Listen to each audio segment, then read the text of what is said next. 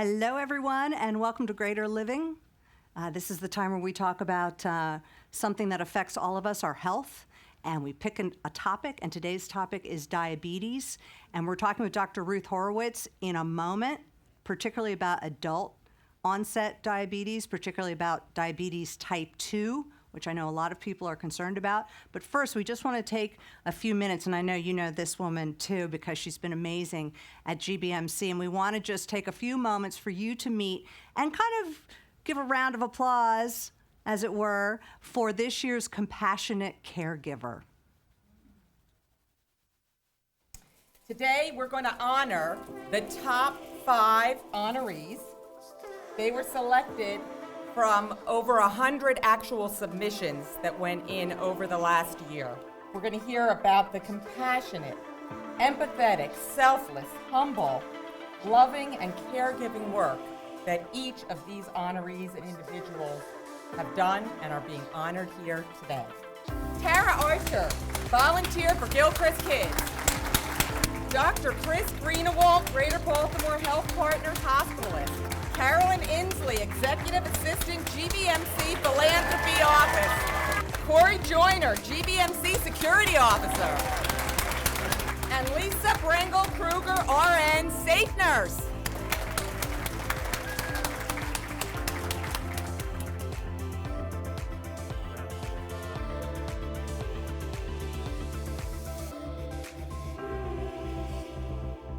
She lights up herself when she comes to the unit because she's so happy to be here. And she lights up the unit with the love of her role as a volunteer. He has an extraordinary bedside manner and makes everyone he encounters feel important and cared for. She is a giving and caring person, one of the most generous hearts I have ever seen. Corey has a warm, welcoming, easygoing demeanor. He treats everyone with respect, dignity, and patience. Lisa is full of creative ideas and always attempts to provide the best care and complete the examination, no matter how impossible it may seem at the time. I would like to congratulate each of the top 5 nominees, and reading some of the stories, they were just amazing.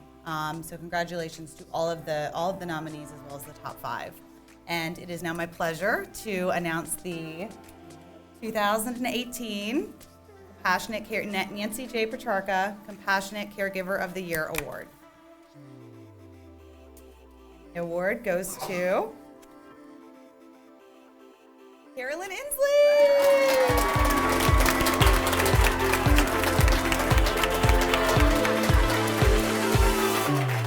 I cannot believe it, but I thank everybody. And GBMC is a wonderful place, and there's so many stories that we haven't heard yet. And I hope you'll all nominate, and I'm very grateful, and thank you, Maria, for reaching me.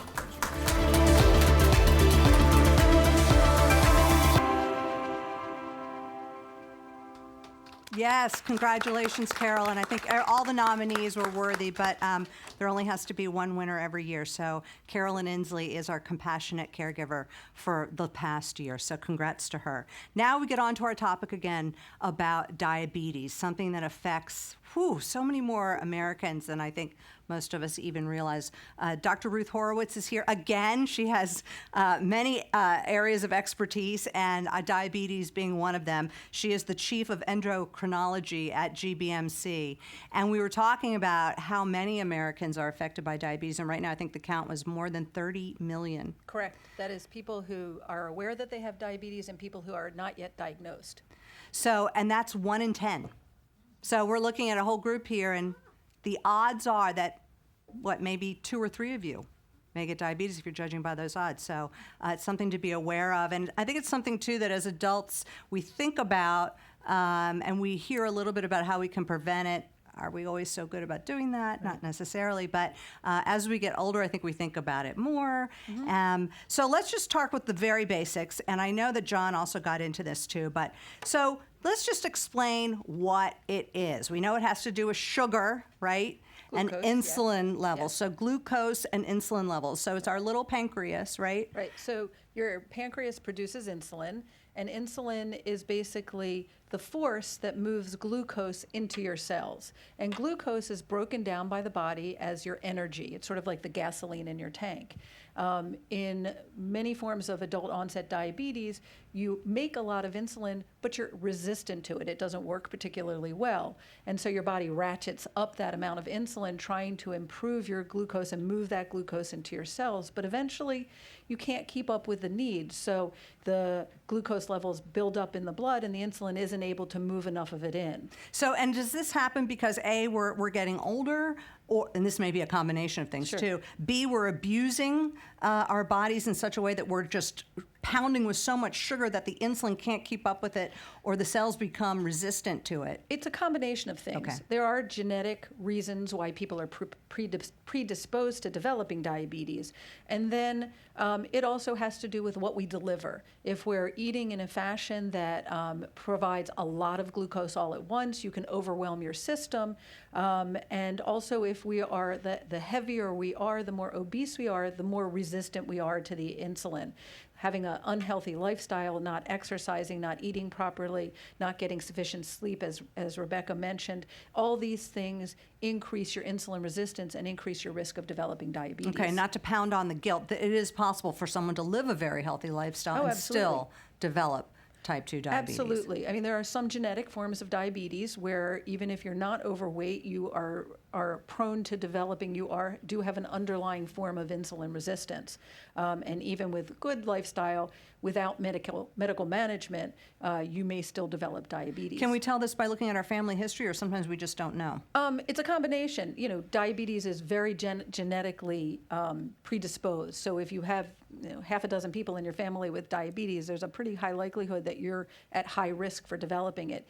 There is some forms of type 2 diabetes that present at younger ages with adult onset diabetes, and that history is also very suggestive of a genetic underlying. So if you had, parents or a mother or father who developed type 2 diabetes, say in their 30s, there's a good chance that you may have one of this genetic forms of diabetes and is not overweight or obese. And I would imagine by the time you see someone, they've already got symptoms, right? That's why they're coming to you. And do you always go to an endocrinologist? No, first question, most patients who come to see me have already been diagnosed with some problem as either prediabetes or diabetes. Unless I'm seeing a patient for another reason, I might see a patient who has thyroid disease that I make the diagnosis of their diabetes. But as a specialist, I tend to see somebody after they've already been diagnosed. What was your other? That was I think you looped it all in there together. Totally so they've been diagnosed and they come to see you, and you are helping them manage. Correct. I mean, does everybody need to see an endocrinologist? The answer is it's not possible for everyone to see an endocrinologist. With 30 million type 2 diabetics or diabetics in the country, there are not enough endocrinologists to see every single patient. So most primary care providers can provide excellent care for their diabetics. We tend to see the patients who, despite the best efforts by the primary care provider, is still not achieving their glycemic targets, and that's when they send us to us. So they're tougher cases that come through your door. And then some patients just sort of like to see, whoops, just lost my thing. Some patients just like to see a specialist. They want to make sure that they're doing the right thing. And we do see some patients on self-referral if they have a known diagnosis, but generally we want to see the tougher cases, those ones that are having difficulty, that need that expertise, that above and beyond the basics. And what makes for a tougher case? Just the individual makeup? Sure. I think that a lot of it has to, unfortunately, do with compliance. I think that patients are often resistant to following all the rules. I think the transition for many patients from oral medication to injectable medication is a difficult transition. When a pill doesn't work anymore, or they've been doing the best they can, but they need that sort of next step, a lot of primary care physicians find it difficult to sort of corral their patients to go to that next level. And I think that also seeing a specialist sort of pushes patients to follow the rules a little bit better, diet Take better. it more seriously. Exactly. I think that having that extra, credentials behind my name often gives me more weight to the recommendations that the primaries are really trying to get their patients to do. So for the stubborn, non-compliant patient who may come through your door, what sort of tactics do you use? So I love it when my patients say, "You're going to yell at me," and I was like, I don't yell at anybody. I think that how I personally approach my patients is with realism. I say to my patients, and I start it with, I'm not trying to be rude, but what are you willing to do? It does not work for me to give you a laundry list of things that you're never going to do. And I figure out what they're willing to take, what they're willing to do in their lifestyle, how they're willing to adjust things, and I start there. I work with what's realistic. And then from that point, when the patient starts to see some improvement, then we can keep sort of moving it up. I'm not going to give a patient instruction to take insulin 4 times a day when they're never going to do it. What's the point? What is not motivating them? I'm curious. Is it that the symptoms are not severe enough, or that they just don't believe what could happen in the end? I think that's is part around of it. the corner. Absolutely. I think patients are in denial. They really don't want to see what's going to happen. And until something horrible happens, which is unfortunate, then they also often see the light at that point, and then they become very committed to their diabetes. I think that's part of it. I think it's really hard to be a diabetic. You really need to be very knowledgeable about diet and exercise and monitoring your blood sugars and staying compliant. And people get frustrated and they give up. They try hard, but things are not perfect. They do what they're supposed to do, but their blood sugars are still not where they need to be. So people get discouraged. And then there's fear. There's fear of medication. There's fear of injection. They may know somebody who had some unfortunate complication of their diabetes, and they associate that with the medication rather than the control. And I've had patients that I've had battles with where I say, no, it's the uncontrolled diabetes that made the person have a nerve problem or an eye problem, and that if you controlled your diabetes with the insulin, that will make it better. It wasn't the insulin that made the person have the problem. And people, it's an educational thing, and it's just sort of fighting all of that.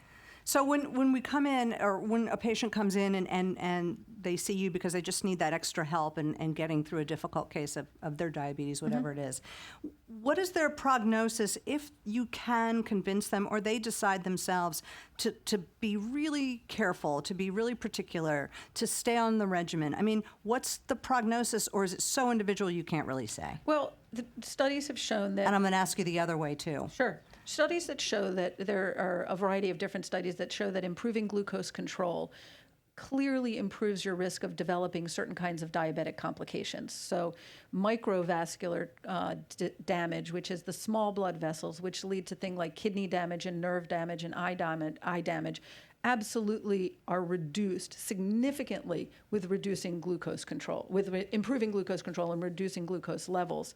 The macrovascular, things like heart disease, stroke, they don't respond as well to glucose control. We now have a variety of medications that actually have been shown to improve cardiovascular outcomes. So if you use them to control your blood sugar, you may also reduce your macrovascular complications. So it makes a huge difference. Poor control accelerates the complications that we can see.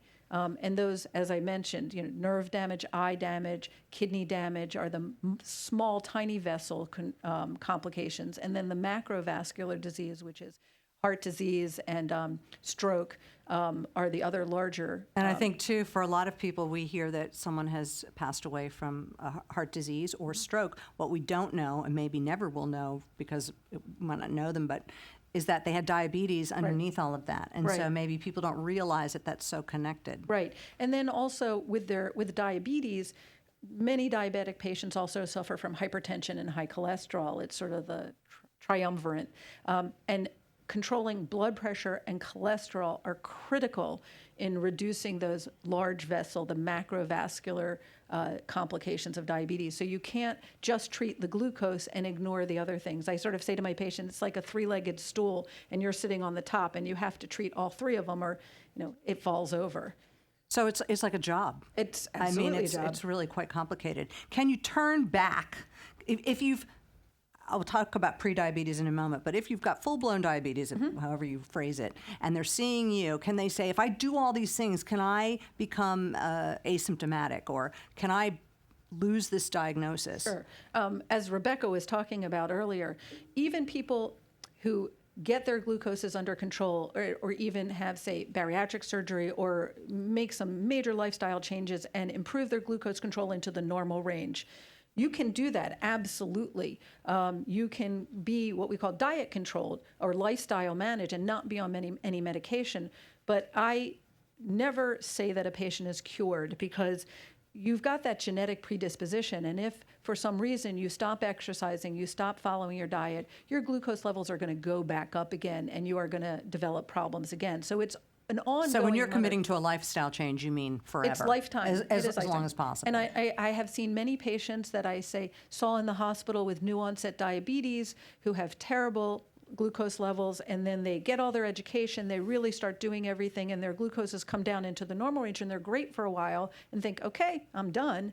And then, 6 months later, they come back and their blood sugars are back up again. It's constant surveillance. It's never a done deal. Yeah, and it's complicated. So it's like, if, let's say you're just simply trying to lose weight. That is complicated enough, Very right? difficult. So to understand how it all works and how one thing affects the other thing, that's a really hard thing for a lot of people. And so I would imagine that there needs to be a whole village surrounding them, supporting them along the way. Absolutely. Studies have shown that people have better compliance when they have family involvement, when they see a diabetes educator, a nutritionist, a physician, they are in exercise and they work with, perhaps a trainer or are on a regular schedule. All those things absolutely improve long-term glucose control. All right, we do have a question from the audience. Okay, so we have several questions. Okay. There have been a few about diet. So do you have any suggestions for the types of diets you should have if you are diabetic or obese?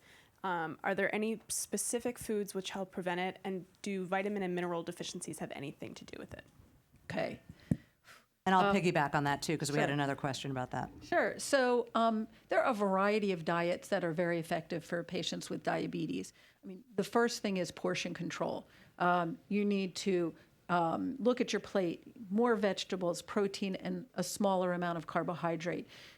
What breaks down into glucose is any food that contains a carbohydrate, which can be something so obvious as any kind of starch, pasta, rice, potatoes, but it's also fruit. And even milk has carbohydrate in it. So you have to look at your carbohydrate content in what you're doing.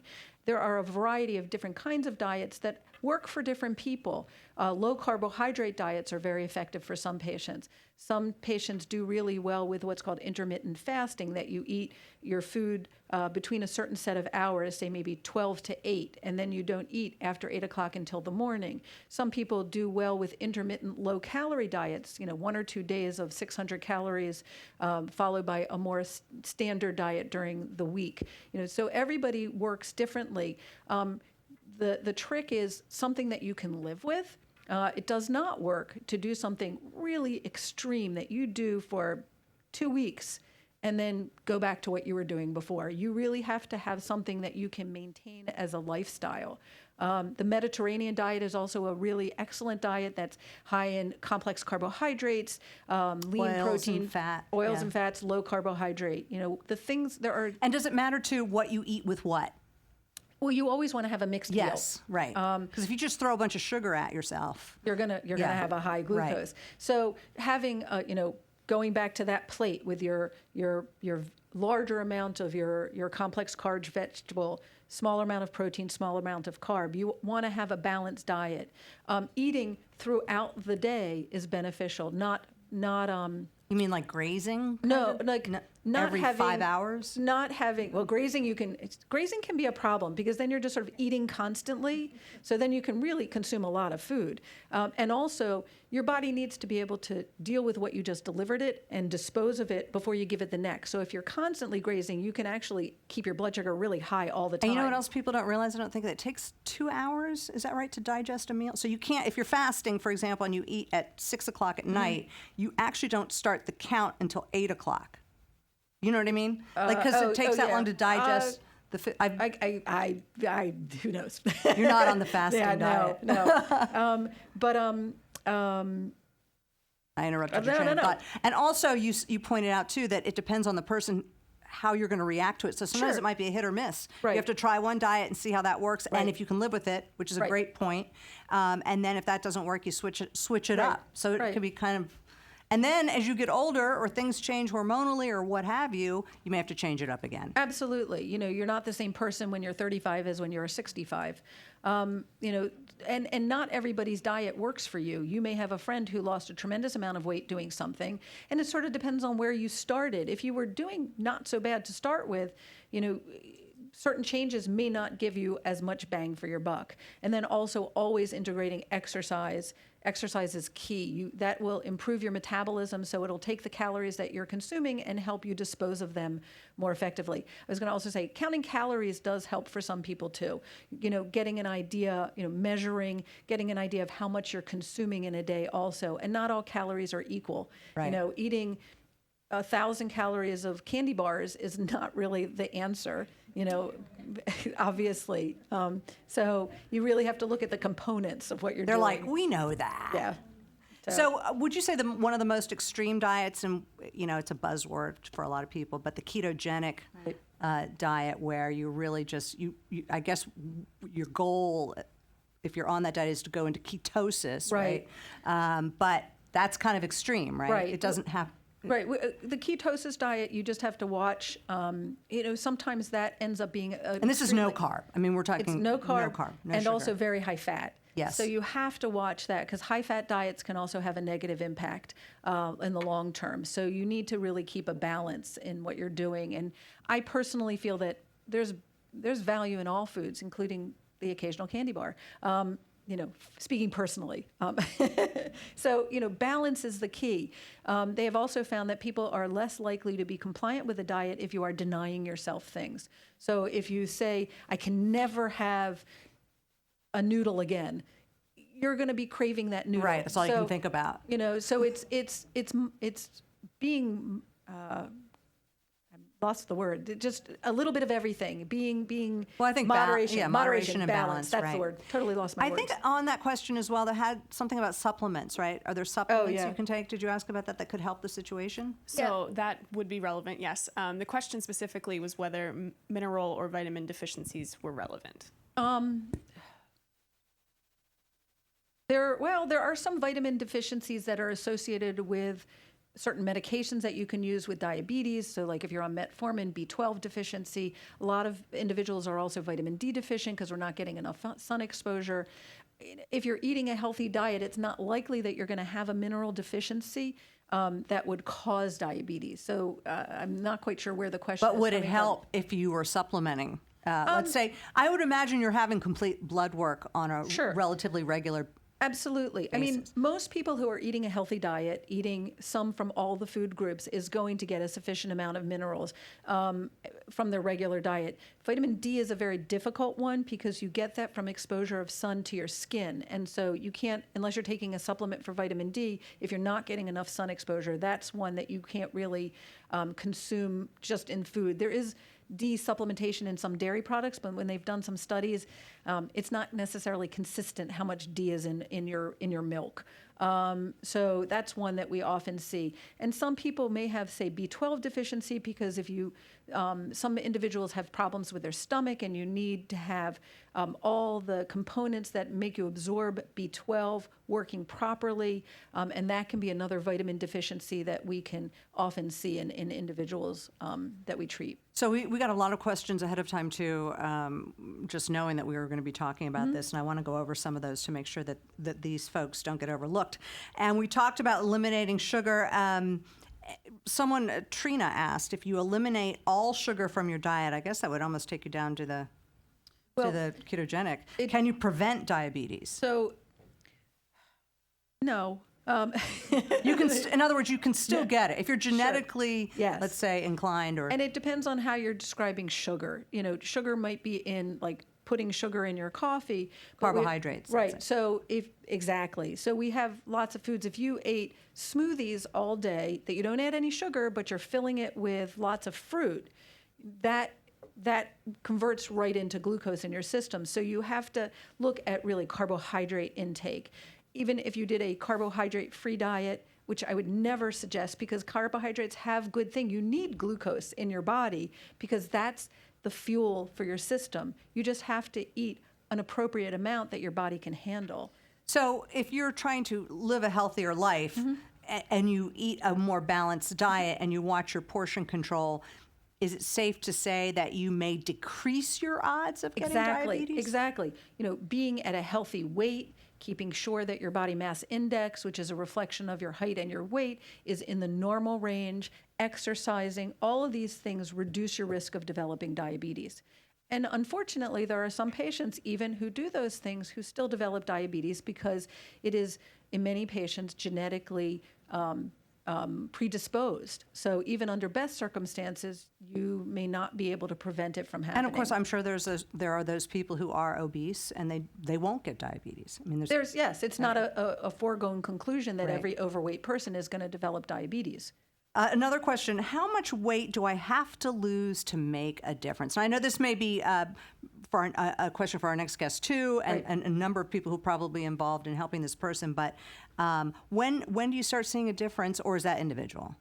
It is individual, but studies have shown that even modest weight loss can significantly improve glucose control. So even 5 or 10 pounds can make a big difference. I have patients who are significantly overweight that may need to lose 30, 40, 50 pounds. And they're like, they look at this and they're like, I'm never going to get to that goal. And I say, start with your first 5 pounds. Yeah. That will make a difference. And I personally had done Weight Watchers in the past, and that's how they approach it. They don't say, you know, your goal weight may be X, but they don't start with all of that. They reward you when you get to your first 5 pounds, when you get to your next 5 pounds, Right. when you get to 10%. You get all sorts of little rewards to make you. And not only that, encourage if you. you've lost 5 pounds, you know you feel better. Right. I mean, 5 pounds makes a difference. It's a huge difference. This is an interesting question. I've heard that diabetes medication makes you gain weight.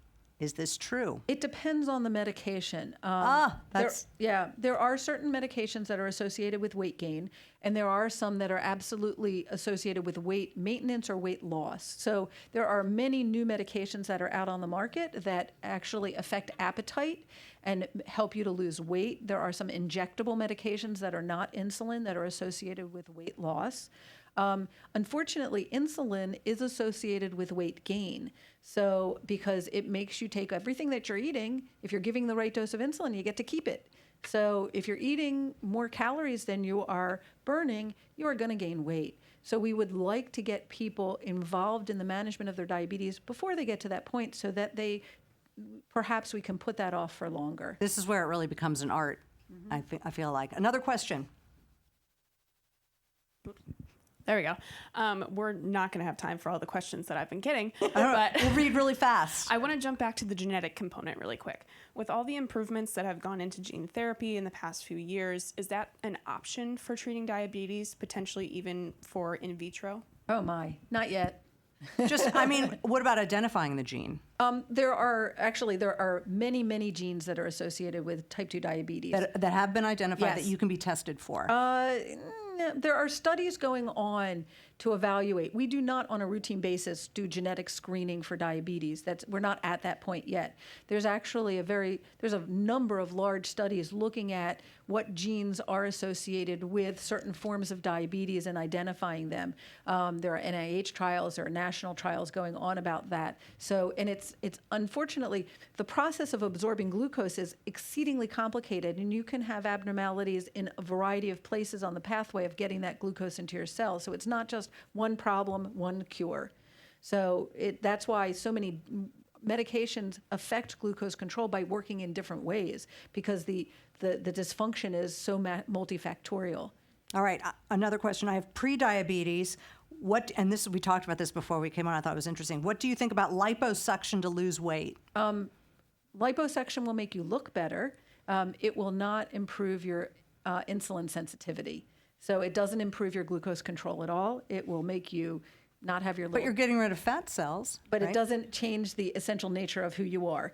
Actually, exercise would do that. So liposuction won't fix your diabetes at all. It'll just make you look a lot nicer. Okay, there's so many questions. I want to get to another one. After repeated blood sugar testing, do your fingers get damaged from repeatedly sticking yourself? No. And how often do your patients have to test their testing blood? glucose? It depends on the patient. There's what we like, what patients are willing, and what Medicare will pay for. They're not the same.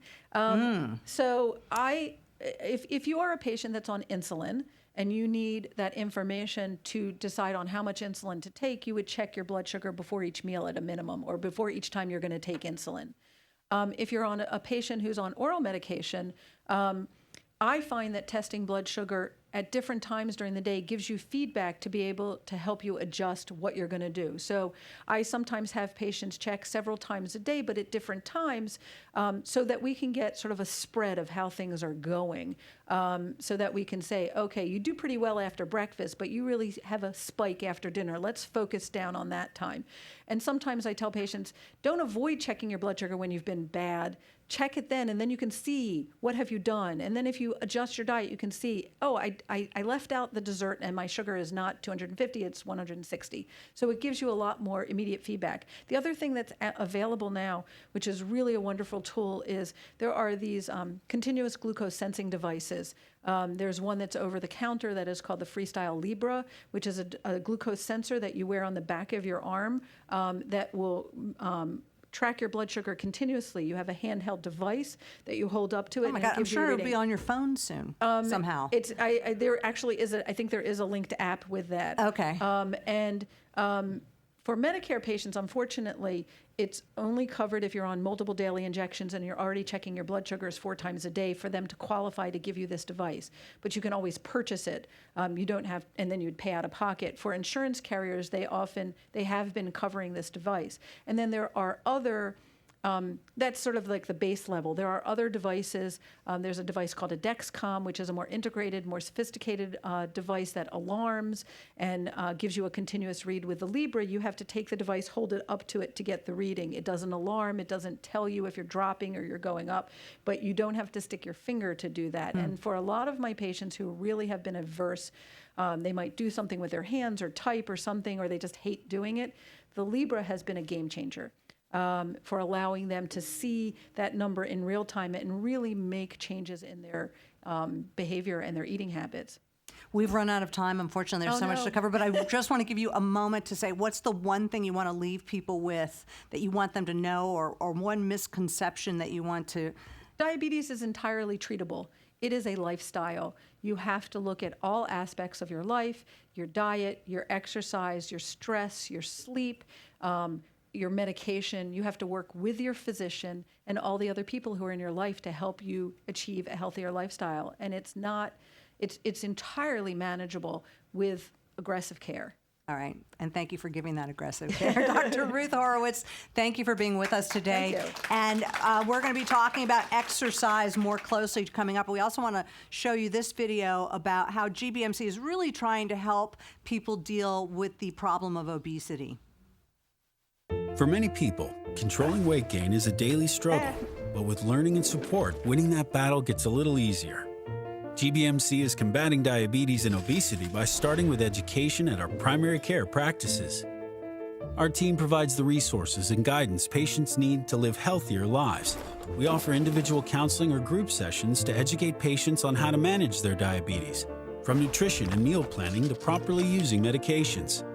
Our team works with individuals to coordinate a plan specific to their needs. It could be a radical diet change and incorporating exercise into their daily routine. Or if surgery is the right choice, we can seamlessly connect patients to the needed resources. Patients aren't just losing weight, they're gaining a ton of confidence. They're empowered and in control because of the support they receive. Intervention and education is what's going to keep our community healthy, out of the hospital, and at home with what matters most. What can GBMC teach you?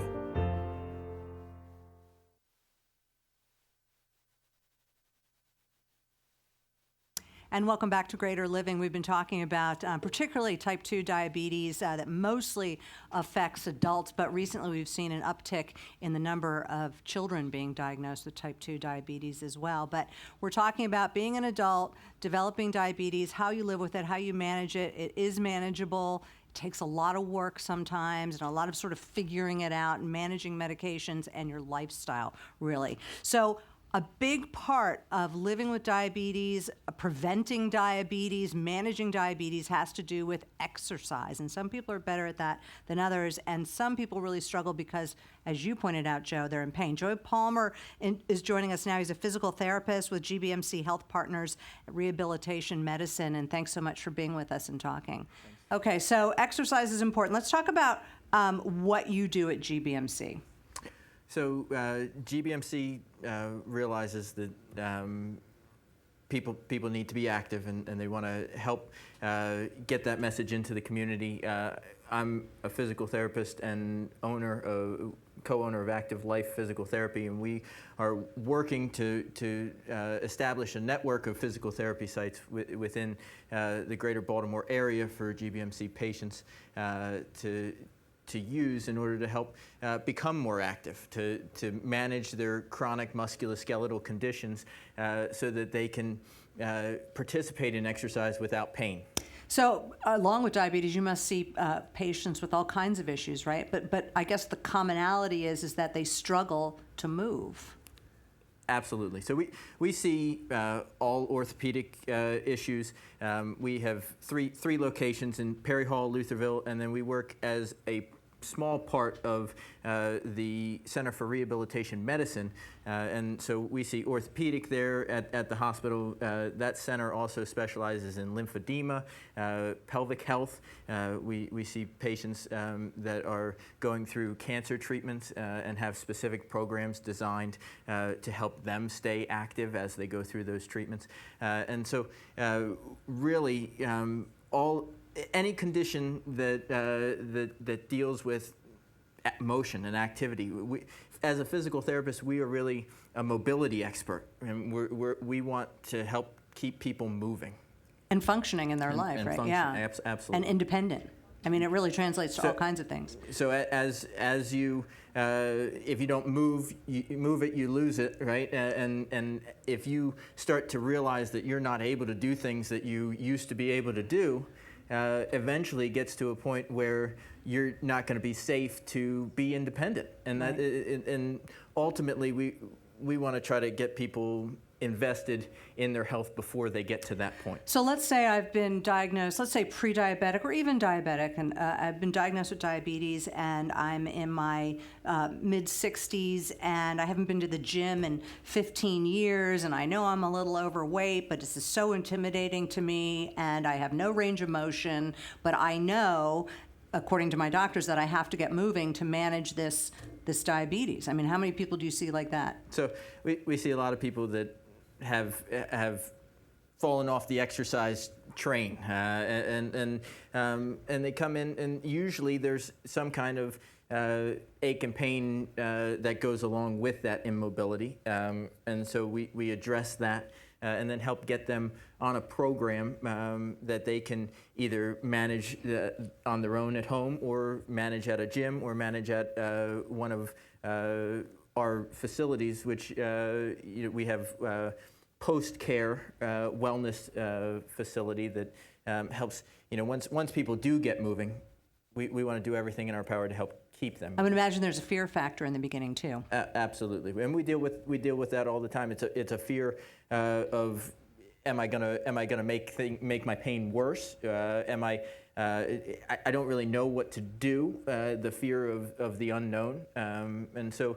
And it's work. And it is. You're investing time and energy into doing those things. And so we help to take the guesswork out of it.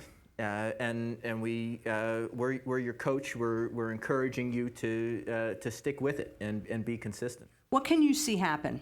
I mean, you can put together a bunch of stories of people you've already worked with, something anecdotal, but what can somebody who hasn't been to the gym, hasn't been exercising the way they should, hasn't been lifting weights, is dealing with diabetes, where can you get them? So, what we see every day is the person that comes in that is unfamiliar with exercise.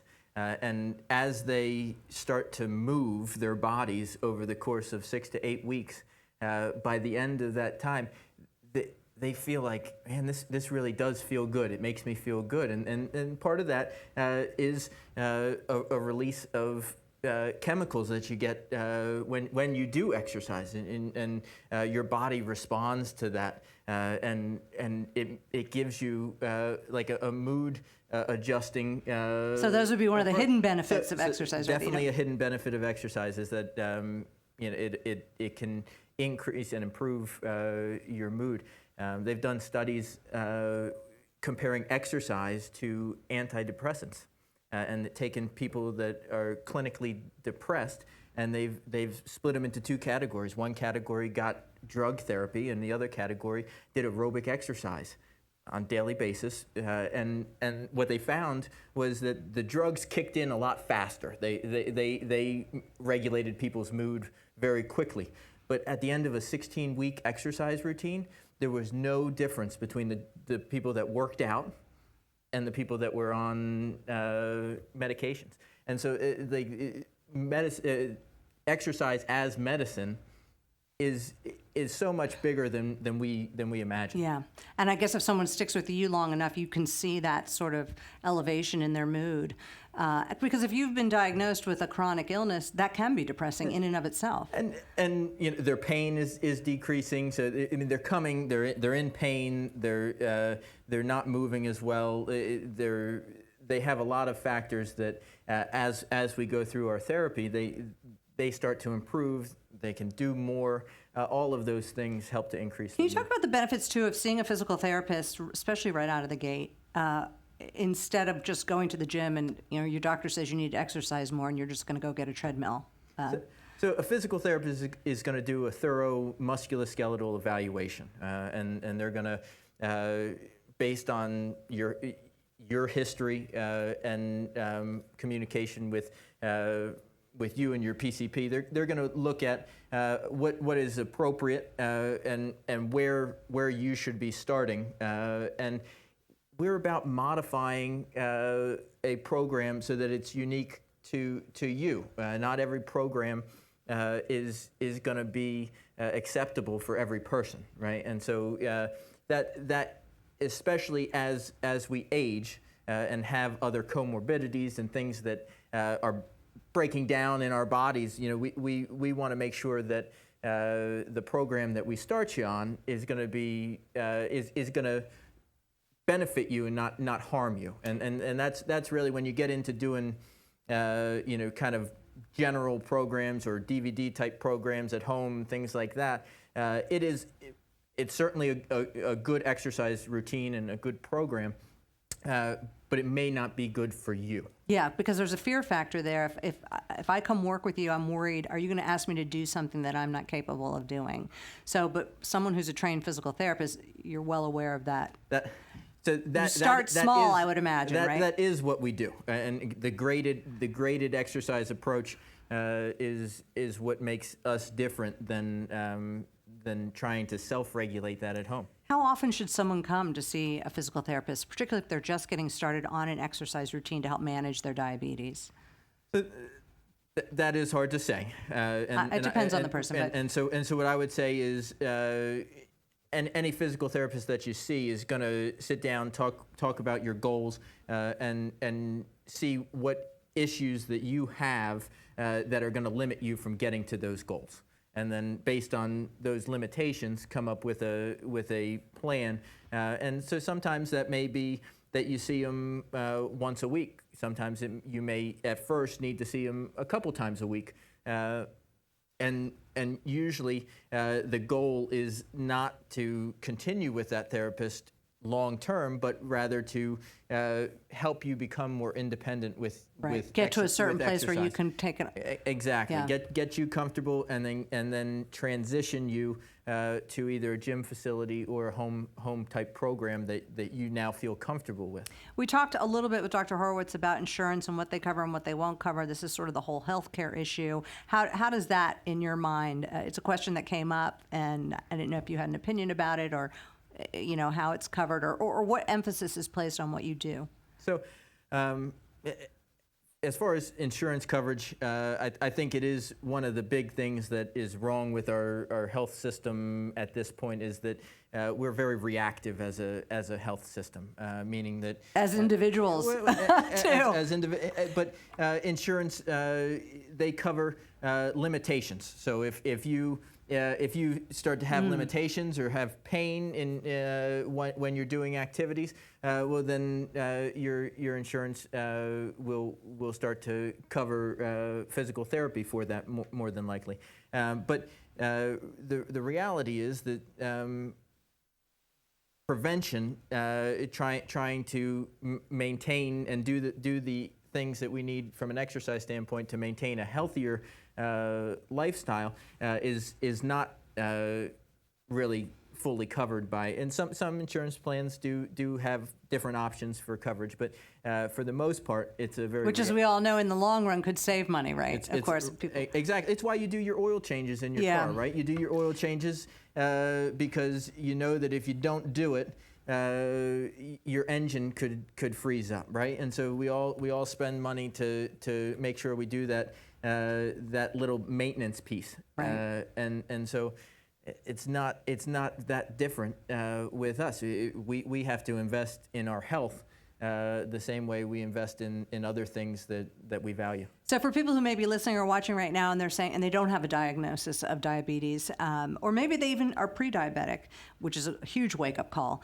but let's just say they have been living a more sedentary lifestyle, they're not eating as well as they should, and they're listening, they're like, I really don't want to get diabetes, I really don't want to be pre-diabetic, and I need to get exercising. So the big question is, how do I begin? In your opinion, what's a great way to start? I know that's an individual question too, but so I think the first thing is you should talk with your primary care physician. You should. But they always say that, talk to your doctor. So right? I mean, it's important. It's important for a couple of reasons. One, what you do want to make sure that they're aware that this is something that you've decided is important to you and that you're gonna start. And so they're gonna screen you for risk factors that may need modification or that may need to be addressed before you start an exercise program. They also may want to see you more frequently after you've started the exercise program because as we heard with Dr. Horowitz, your exercise can affect your blood glucose and it can affect how the medications that you're taking are working. So if you are diabetic and you are taking medication or insulin to help regulate your blood glucose, if you start a aggressive workout program, it may have effects on your blood glucose. Yeah, that's where the food all comes in. It right? may need to be your insulin may need to be modified in order for you to participate effectively. Can you talk a little bit about your office? And I understand that you have what's called a healthy happy hour. No. Sounds like a very happy hour, and more than an hour, I might add. It is more than an hour. What happy hour is really just an hour. Exactly. Exactly. But it was very fitting that we're doing this because we're having a healthy happy hour in our Perry Hall location. Our wellness director there, Courtney Ferreira, she is a registered dietitian and she's also a personal trainer. And so on Thursday, March the 7th, we're inviting people to our wellness facility. There'll be healthy snacks as well as group exercise classes and nutrition discussions, question answer type forum for anybody that's interested in starting that wellness routine or may have fallen off their New Year's resolution. That was a long time ago. and are ready to try again.